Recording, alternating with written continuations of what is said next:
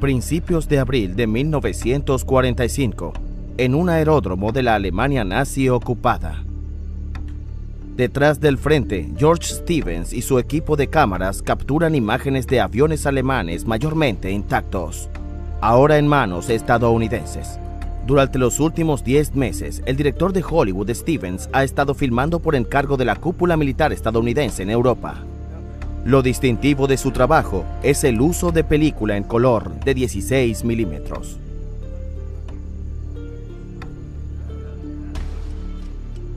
Entre las aeronaves se encuentra un Messerschmitt Bf-109, un modelo temido por los pilotos aliados y soviéticos.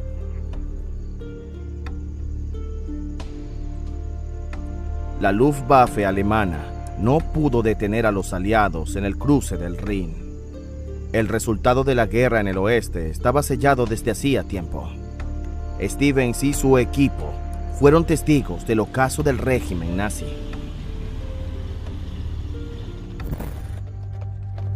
El final de la guerra en color. Los americanos en el Elba. Una película de Michael Clough.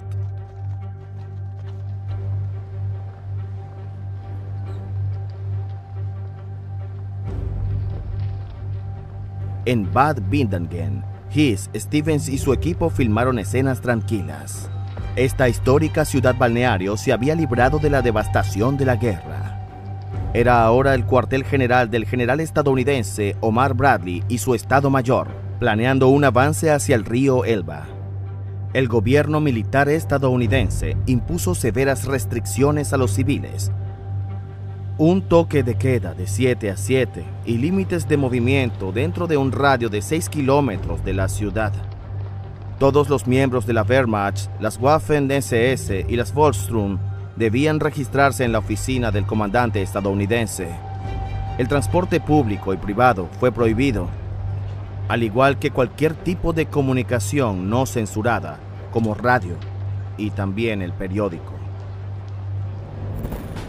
El 9 de abril de 1945, mientras las unidades estadounidenses avanzaban hacia el este, los equipos de cámaras del Proyecto Especial de Filmación 186 de la Fuerza Aérea de los Estados Unidos lo acompañaban. Se construyó un puente sobre el río Werra para asegurar el suministro de las tropas en el frente. Según informes de inteligencia estadounidense, Hitler había ordenado operaciones en el sur del país, desde su fortaleza alpina. En contra de los deseos británicos, el comandante supremo de los aliados en Occidente decidió dejar Berlín en manos de los rusos. El general Eisenhower informó a Stalin sobre esta decisión.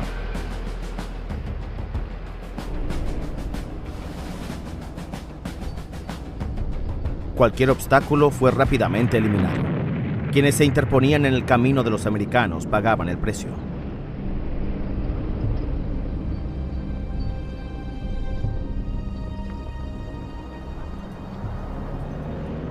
El 9 de abril de 1945, las tropas estadounidenses alcanzaron Eichsfeld, Turingia. Poco antes, los cazabombarderos habían atacado Gunterode, cobrándose 6 vidas. Ahora, la paz reinaba en la pequeña ciudad.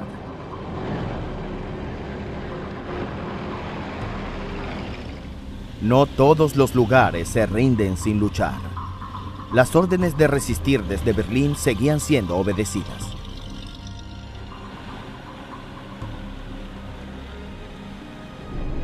En Turingia, los combates cobraron la vida de muchos soldados estadounidenses también.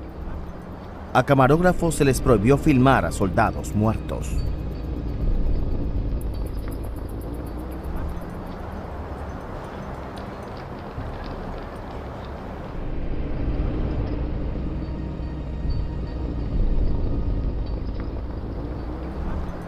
Aquí, un joven soldado alemán se rindió a los estadounidenses, desafiando la llamada de Martin Bormann, jefe de la Cancillería del partido nazi.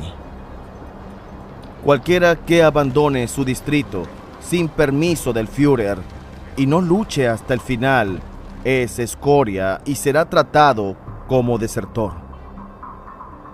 Levanten sus corazones y superen toda debilidad. Ahora solo puede ser victoria o muerte. Un suboficial alemán, aún en el frente, comentó con ironía en su diario: el énfasis parece estar claramente en lo último.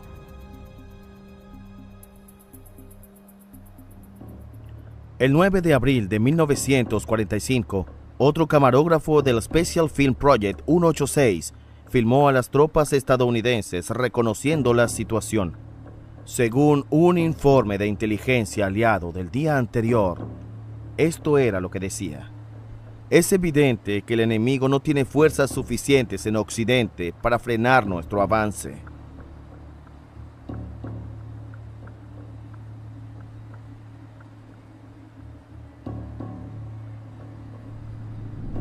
Aquí, en el corazón de Turingia, los estadounidenses avanzaron bajo fuego hacia el Elba. El 11 de abril de 1945, un soldado alemán escribió esto en su diario: ya no hay liderazgo, ya no hay solidaridad. Los tanques arrasan con todo lo que tienen delante. Al no poder ser atacados con camiones o artillería pesada, las ganas de resistir son cada vez menores. Nuestras tropas se esconden como conejos. No tiene sentido salir a combatir. Se dice que el enemigo ya ha tomado Apolda y ha llegado a Jena. No sabemos a dónde ir o qué hacer. La situación es crítica. Solo nos queda rezar.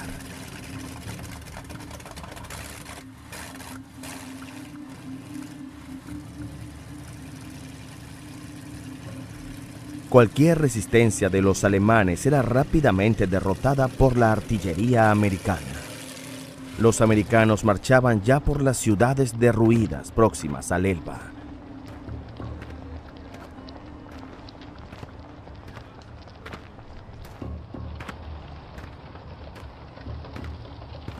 A veces solo ancianos o miembros de las juventudes hitlerianas intentaban detener el avance enemigo. El director de Hollywood, George Stevens, y su equipo seguían esperando en Bad Wildungen, aprovechando el tiempo con viajes a los alrededores. En Frankenburg, a orillas del Elba, Stevens pudo filmar un campo provisional para prisioneros de guerra alemanes.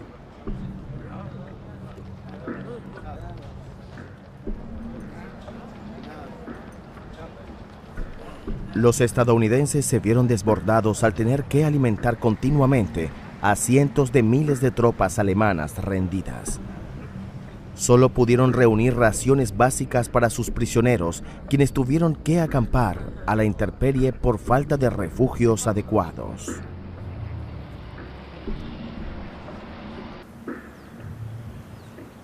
En Moscú, el avance casi sin obstáculos de las tropas americanas despertaba desconfianza.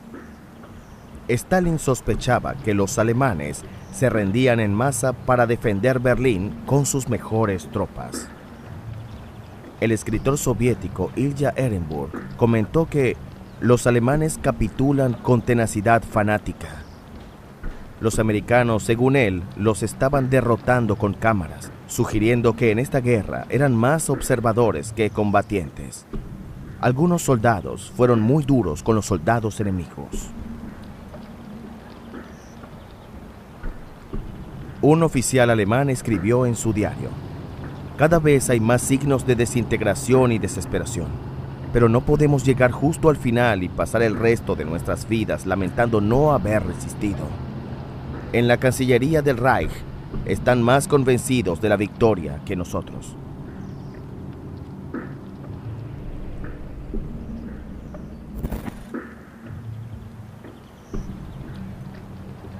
A finales de marzo, cerca de Oberursel, en las colinas de Taunus, los estadounidenses convirtieron un campo alemán para aviadores aliados capturados en un centro de tránsito e interrogatorio para sus propios prisioneros. Cualquiera que no fuera apto para proporcionar información valiosa era pronto enviado a otro lugar.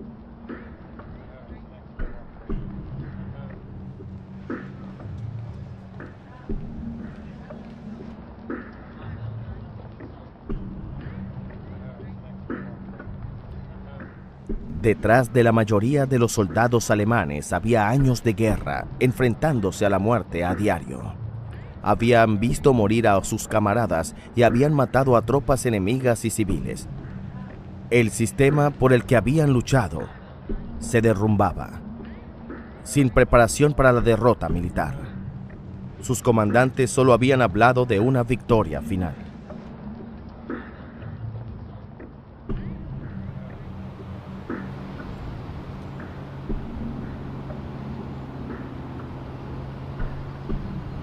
Los prisioneros de guerra alemanes eran transportados a Wiesbaden, al otro lado del Rin, en convoys interminables.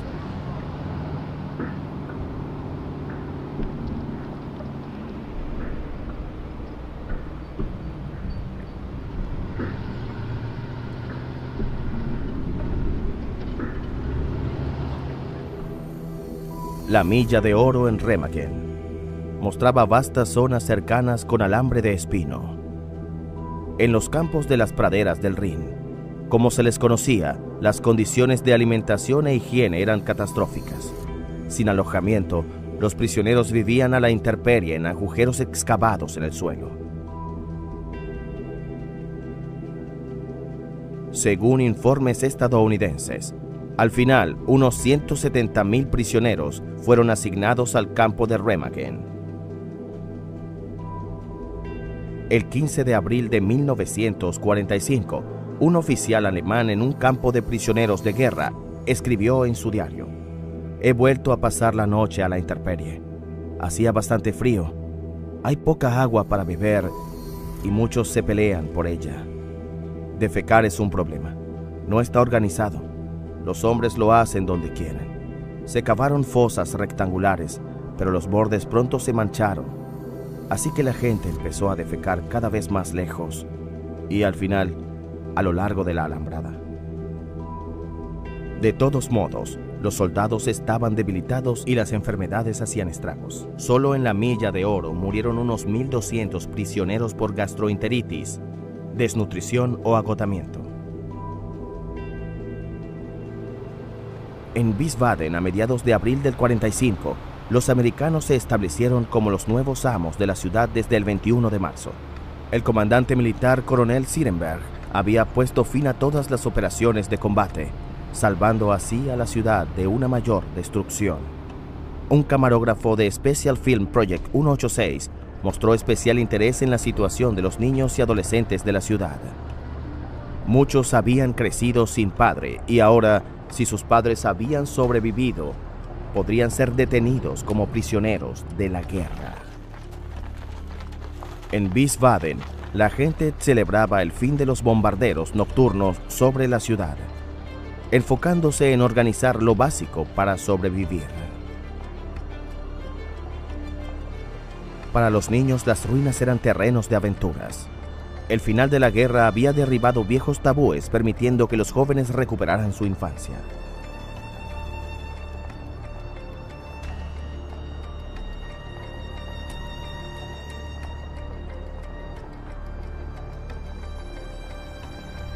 Hace poco, como miembros de las juventudes hitlerianas, se esperaba que defendieran el régimen nazi.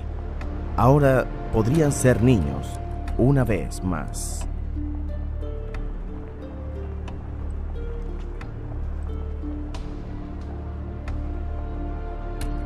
Algunos civiles alemanes aún temían a sus nuevos gobernantes, pero la mayoría sentía curiosidad por la paz que nunca habían experimentado.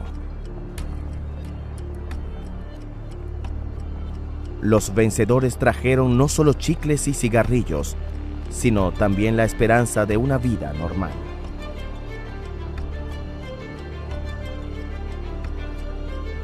Un vuelo sobre el Rin cerca del Bingen muestra la histórica Torre del Ratón. Las fuerzas aéreas estadounidenses evaluaban la destrucción de las infraestructuras alemanas. Los depósitos y estaciones de clasificación habían sido blancos principales de los bombarderos.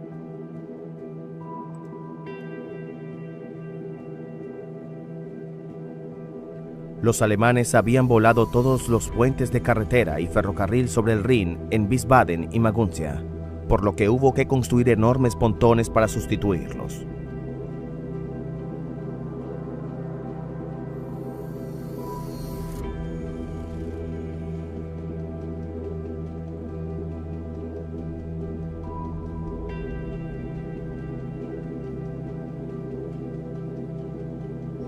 En las ciudades y pueblos del Rin ya había comenzado la posguerra.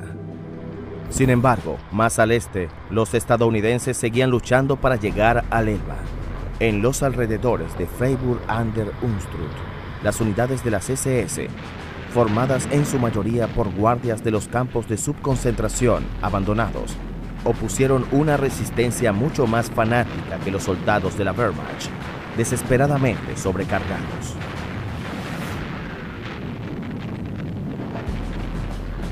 El ejército estadounidense no había cambiado sus tácticas. Todo lo que se consideraba una línea defensiva, como el Palacio de Neuenburg de la Edad Media, fue objetivo de bombardeos masivos de tanques y artillería. La Fuerza Aérea estadounidense prestó apoyo a los soldados que avanzaban. Por lo general, la resistencia se rompía rápidamente.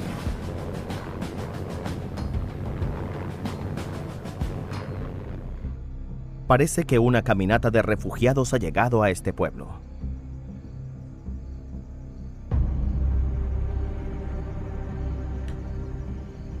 Pero la rendición seguía siendo peligrosa. Una y otra vez se fusilaba a los desertores o a los soldados y oficiales dispuestos a rendirse, como había ordenado Hitler. Cualquiera que no esté dispuesto a luchar por su nación, pero la traicione, en este momento tan crítico, no merece vivir y debe ser ejecutado. Nordhausen, en el sur de la región de Harz. A mediados de abril de 1945, el director de Hollywood, George Stevens, y su equipo pudieron visitar el campo de concentración de Mittelbuch-Dora, liderado unos días antes por las unidades especiales. Los estadounidenses sabían desde hacía tiempo que aquí se encontraba una de las armerías más importantes del Tercer Reich. George Stevens había recibido un permiso especial para filmar porque los detalles de la producción de armas aquí se consideraban información valiosa para el futuro. Los cohetes V1 y V2 se construían en una fábrica subterránea. Los motores del cohete A4, que los nazis habían descrito como su arma peligrosa, pronto serían enviados a Estados Unidos para su posterior utilización. Los mortíferos misiles fueron construidos en Kronstein por misioneros de los campos de concentración y trabajadores forzados. Los trabajadores esclavos utilizados por las SS tenían su propio campo de barracas. En una carta a Washington, Stevens escribió: "Estas criaturas carecen por completo de registros de sus vidas pasadas. De modo que de 2.000 hombres, mujeres y niños, solo fue posible identificar a 4 por su nombre y su nacionalidad. Los pocos prisioneros que sobrevivieron estaban más cerca de la muerte que de la vida. Poco antes de la llegada de los estadounidenses, la mayoría habían sido enviados a morir". Así describió más tarde un soldado la llegada de los estadounidenses a Nordhausen. No hay palabras para describir el hedor. Muchos de los chicos estaban curtidos en 1000 batallas desde Normandía, pero ahora estaban bastante enfermos a la vista y tuvieron que vomitar.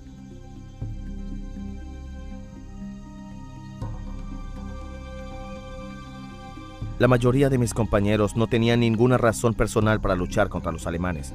Pensaban que muchas de las historias que habían leído en los periódicos o de las que habían oído hablar eran inventadas, o al menos exageradas. Solo se dieron cuenta de lo que realmente se trataba cuando llegaron a Nordhausen.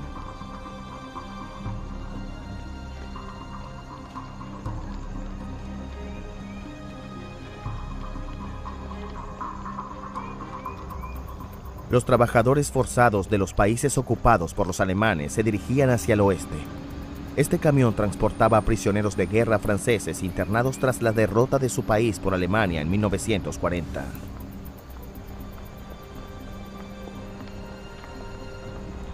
George Stevens y su equipo también visitaron la cercana ciudad de Nordhausen. El lugar rebosaba de trabajadores esclavos liberados que desde 1943 habían tenido que ensamblar piezas de aviones en un antiguo cuartel de las Fuerzas Aéreas. Mientras tanto, el director de cine y sus hombres habían recibido nuevas órdenes de marcha. Les dijeron que se prepararan para dirigirse al Elba para documentar el enlace de los americanos con el Ejército Rojo.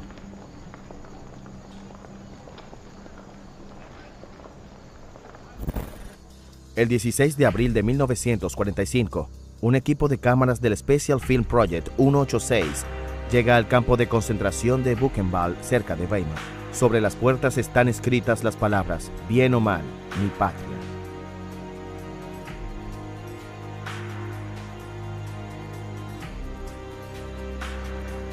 La mayoría de los guardias de las SS habían huido 5 días antes. Los internos habían dominado a los esbirros que se habían quedado y habían entregado el campo a las tropas estadounidenses que avanzaban.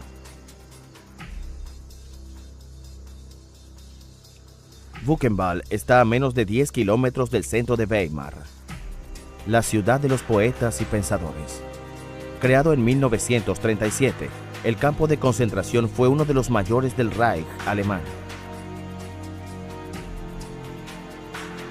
En Buchenwald y sus subcampos fueron explotadas, torturadas y utilizadas para experimentos médicos casi 280.000 personas de más de 50 naciones. Las condiciones en el enorme complejo del campo fueron un shock total para los soldados. Los 21.000 prisioneros llevaban 3 días sin recibir pan. Al menos 5.000 de los supervivientes se encontraban en estado crítico. Cada día morían más de 200 reclusos por desnutrición y tifus.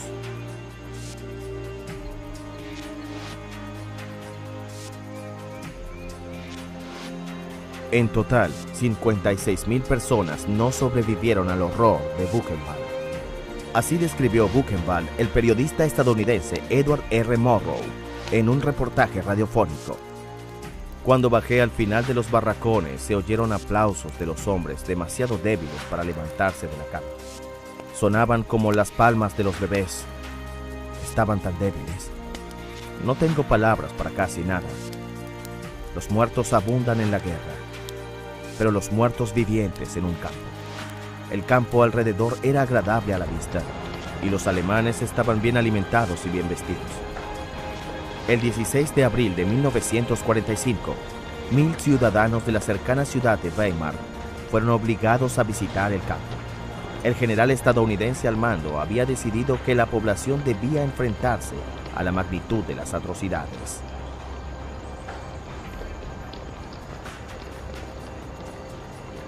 En una carta a su hermana, un recluso describía sus reacciones. Solo quedaban visibles los modestos restos de la realidad. Pero incluso eso bastaba para que algunas personas se desmayaran. Una y otra vez la gente exclamaba desesperada: pero no teníamos ni idea. Ahora, tras años en los que nos consideraban y trataban como criminales, de repente se enfrentan a la certeza de una culpa que nunca podrá ser expurgada.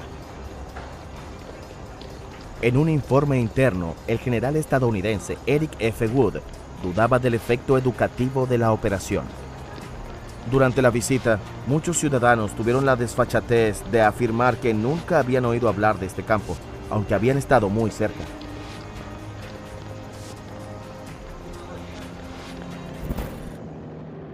...20 de abril de 1945...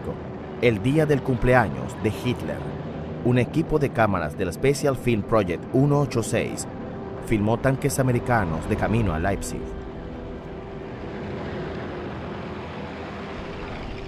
Las tropas de la División de Infantería número 69 habían capturado la ciudad el día anterior. Encontraron muy poca resistencia. Días antes, los combatientes de la resistencia habían estado distribuyendo panfletos de Leipzig en los que se leían eslóganes como «Acaben con la guerra loca de los nazis y saquen las banderas blancas».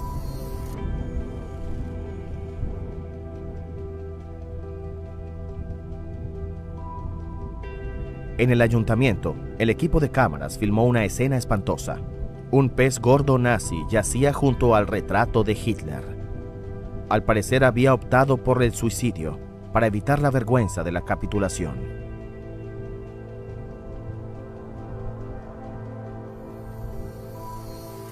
En el despacho del alcalde, junto a su esposa y su hija, se había suicidado también el tesorero municipal Kurt Liso.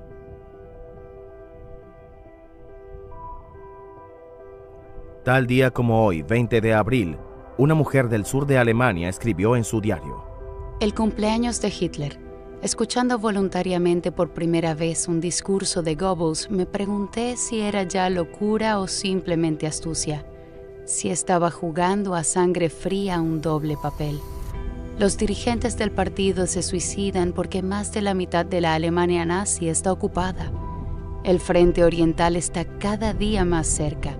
Por todas partes caen bombas día y noche, incluso en pueblos pacíficos, cerca de nosotros también. Y Goebbels habla como si la victoria fuera inminente.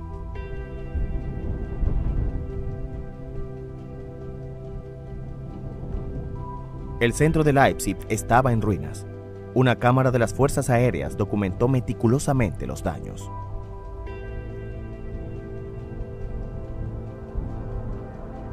También en Leipzig hubo hasta el final fanáticos que preferían creer en la propaganda antes que mirar la realidad a la cara. Leipzig había caído en la tarde del 19 de abril. Solo los que estaban en el monumento a la Batalla de las Naciones no pensaban rendirse.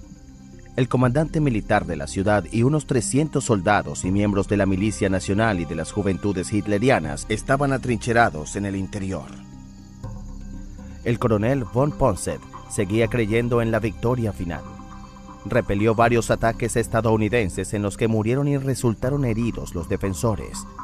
Fue solo cuando un proyectil atravesó la ventana y explotó dentro del monumento que von Ponset estaba dispuesto a negociar y finalmente se rindió.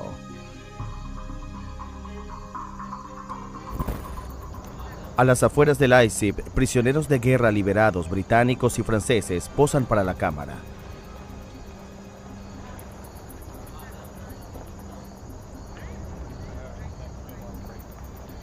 Ahora les tocaba a los soldados alemanes prepararse para una larga detención.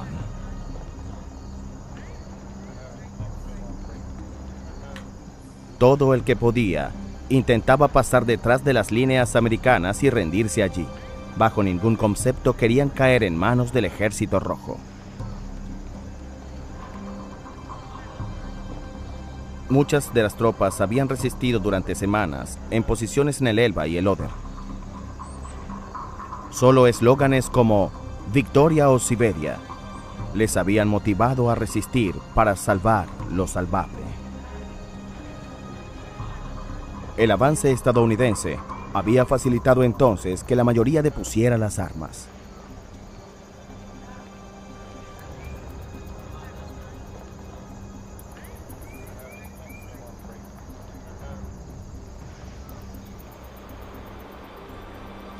...15 de abril de 1945... cerca de la ciudad de Wurzen, los camarógrafos del Special Film Project 186 tomaron imágenes particularmente impresionantes de soldados alemanes y miembros de la milicia nacional que se habían rendido voluntariamente a los estadounidenses.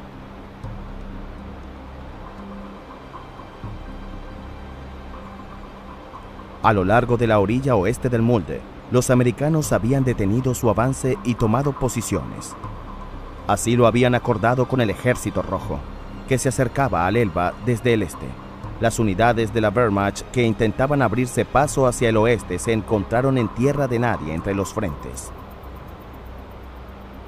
Según un informe del primer ejército de los Estados Unidos, las tropas enemigas frente a la línea del Moldau temían sobre todo la aproximación de los rusos y ante el temor de convertirse en prisioneros de guerra rusos, cayeron en nuestras líneas para rendirse.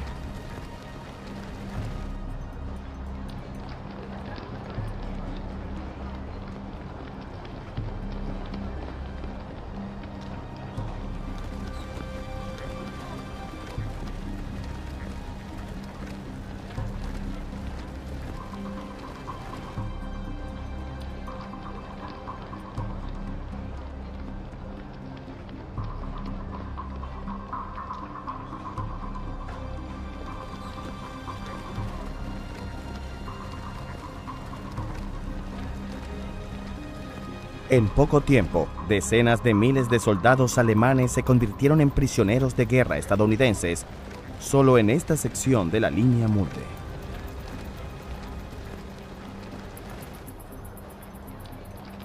Wurzen estaba en tierra de nadie. El día anterior, el alcalde de la ciudad, Armin Greibat, se había rendido a los estadounidenses sin luchar. El 25 de abril, Wurzen rebosaba de refugiados que se dirigían al oeste.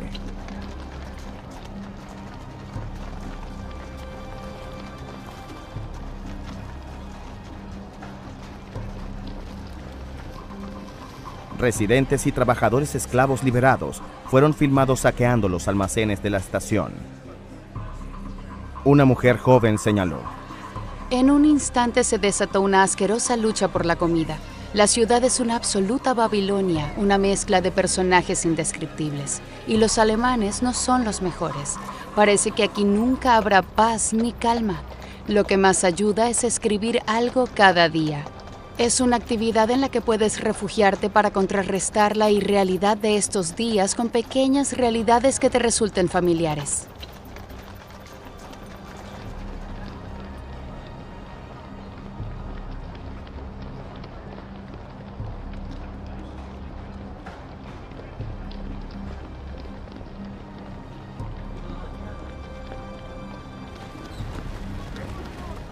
Desde 1940, cerca de 1 millón de prisioneros de guerra franceses habían sido deportados al Tercer Reich para sustituir la mano de obra de los trabajadores alemanes convocados por la Wehrmacht.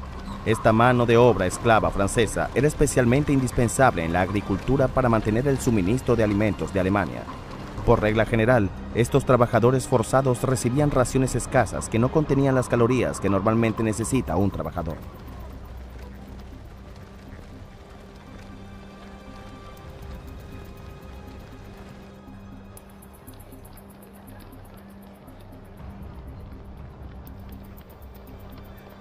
El 25 de abril de 1945, cerca de Wurzen, un camarógrafo del Special Film Project 186 filmó un flujo casi interminable de trabajadores forzados franceses a los que ahora se les permitía regresar a casa.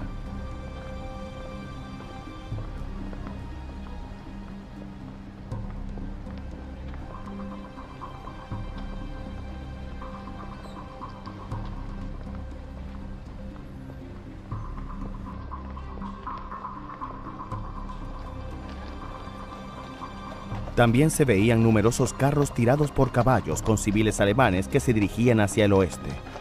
La mayoría de ellos ya tenían un largo viaje a sus espaldas, desde Prusia Oriental, Pomerania y Silesia. Habían sufrido semanas y meses de privaciones, siempre en busca de comida y refugio, y siempre con el temor de ser atacados o asesinados entre los frentes.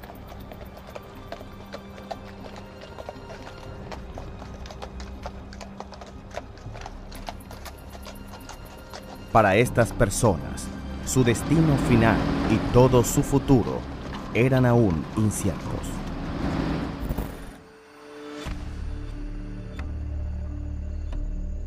«30 kilómetros al norte de Wurzen, el director de Hollywood, George Stevens, y su equipo hicieron una parada.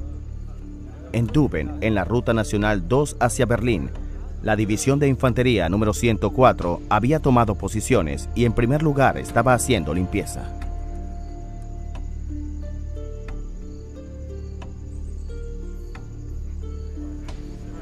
Los lobos de la madera, como se les conocía, llevaban en Europa desde agosto de 1944. Se habían abierto camino a través del bosque Jorge en Holanda y las Ardenas. A principios de abril habían liberado el campo de concentración de Mittelbau-Dora. Ahora habían llegado a la orilla oeste del Mulde y estaban librando las últimas escaramuzas con unidades dispersas de la Wehrmacht y las Waffen-SS.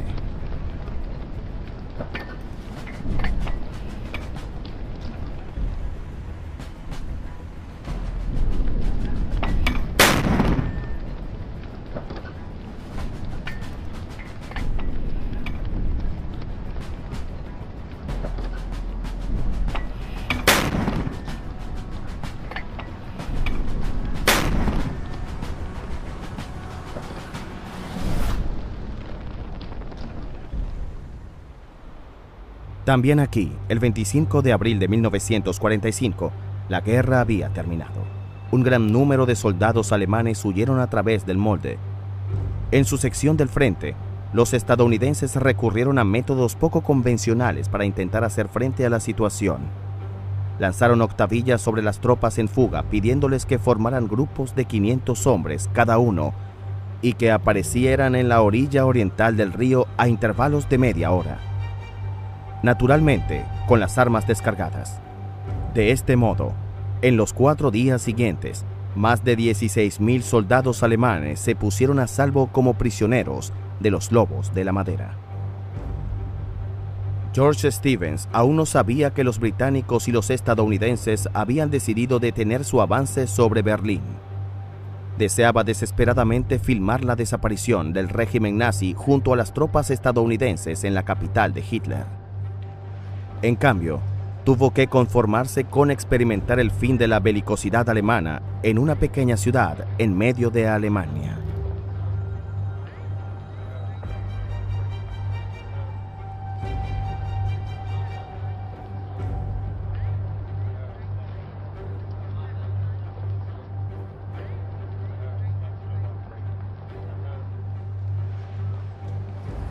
El 26 de abril, George Stevens y su equipo partieron hacia Torgau. Su misión consistía en documentar la unión de las fuerzas estadounidenses y rusas. Berlín estaba ya muy lejos para los soldados. Más tarde, un miembro de la escolta de Stevens escribió: "La gente se resignó al hecho de que no íbamos a ir a Berlín. Les había invadido la sensación de que la guerra no duraría mucho más. Por primera vez ya no había enemigos. Es una sensación agradable cuando ves a un jeep. Pudimos descansar junto al Elba".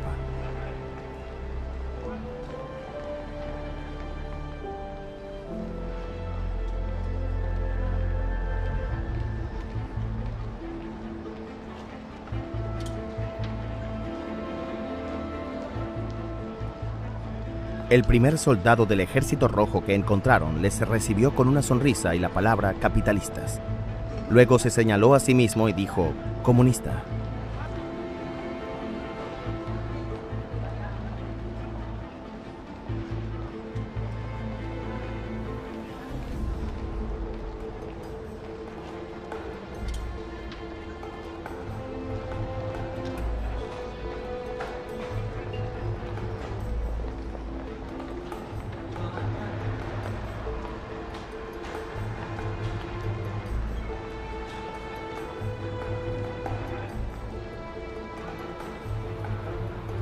El 26 de abril de 1945 también tuvo lugar el primer encuentro oficial entre soviéticos y estadounidenses.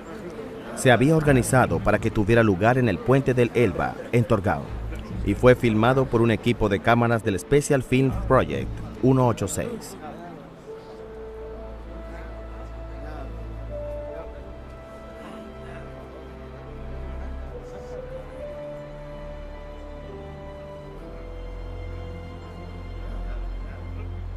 Cada bando había preparado una gran celebración.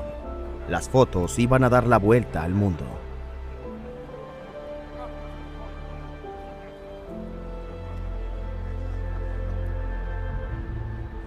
...27 de abril de 1945... Día del Elba. La gran celebración comenzó en medio de los refugiados que cruzaban el río. Pero el primer enlace no oficial ya había tenido lugar 2 días antes. 40 kilómetros río arriba, un equipo de reconocimiento estadounidense se había topado por pura casualidad con una patrulla soviética. No era precisamente un lugar adecuado para un acontecimiento tan simbólico. El espectáculo que tuvo lugar en Torgau el 27 de abril fue bautizado el Encuentro de Oriente con Occidente.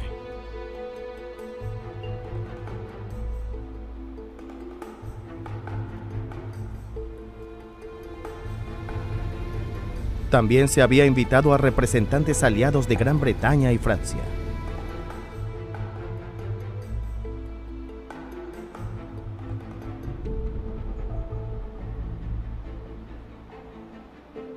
Para George Stevens y su equipo, cada escena era importante. Lograron captar el ambiente desenfadado que reinaba.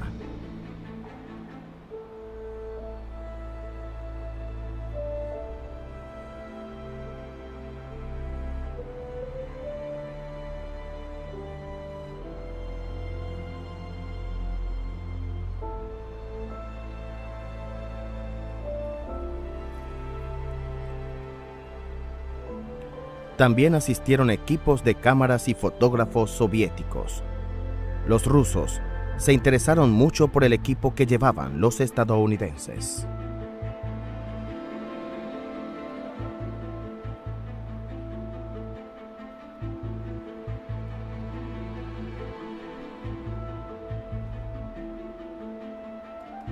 Harold Denny informó para el New York Times: el frente occidental y el frente oriental están finalmente unidos, y Alemania está cortada en dos. El honor de sellar la unión recayó en el general Corney H. Hodges, del primer ejército, la fuerza que atacó las costas de Normandía el pasado mes de junio y avanzó 700 millas a través de Francia, Bélgica y Alemania hasta este punto. Representando el bando ruso estaba el mariscal Ivan S. Kony del primer ejército ucraniano, que se abrió paso a lo largo de 1.400 millas contra la resistencia más feroz que la historia haya visto jamás.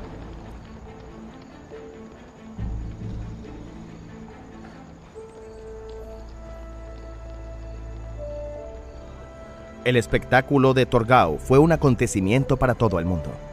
El enlace significó más para los estadounidenses que para los soviéticos. Moscú eligió ver como único vencedor del fascismo nazi. La unión de los dos bandos tuvo un significado especial para el mundo occidental, porque simbolizaba el final de la guerra.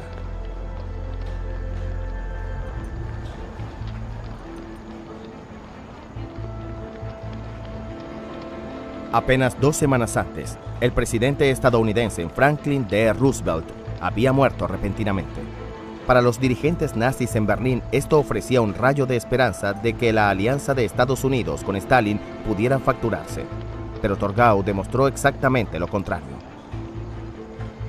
En este día, el nuevo presidente de América, Harry S. Truman, anunció ceremoniosamente que la unión de nuestras armas en el corazón de Alemania tiene un significado para el mundo que el mundo no pasará por alto. Significa, en primer lugar, que la última débil y desesperada alianza de Hitler y su gobierno de gángster se ha extinguido. En su discurso, Truman expresó un deseo que, incluso en ese momento, era poco realista. En segundo lugar, la unión de nuestras fuerzas en este momento nos señala a nosotros mismos y al mundo que la colaboración de nuestras naciones en la causa de la paz y la libertad es una colaboración eficaz que puede superar las mayores dificultades de la campaña más extensa de la historia militar y tener éxito.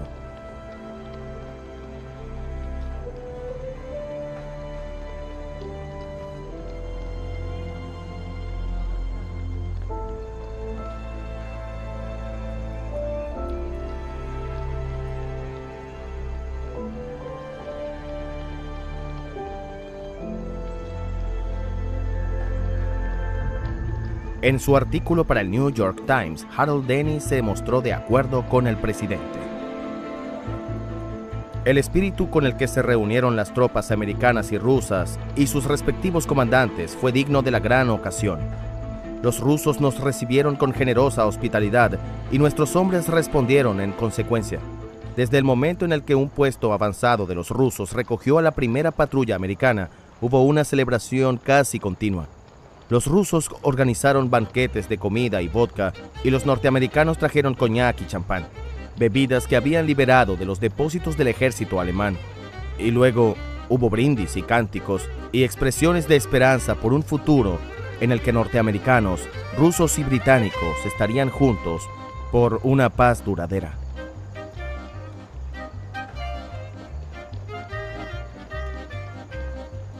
La alianza contra Hitler estaba cerca de su objetivo, pero poco después de conseguir la victoria se desmoronaría.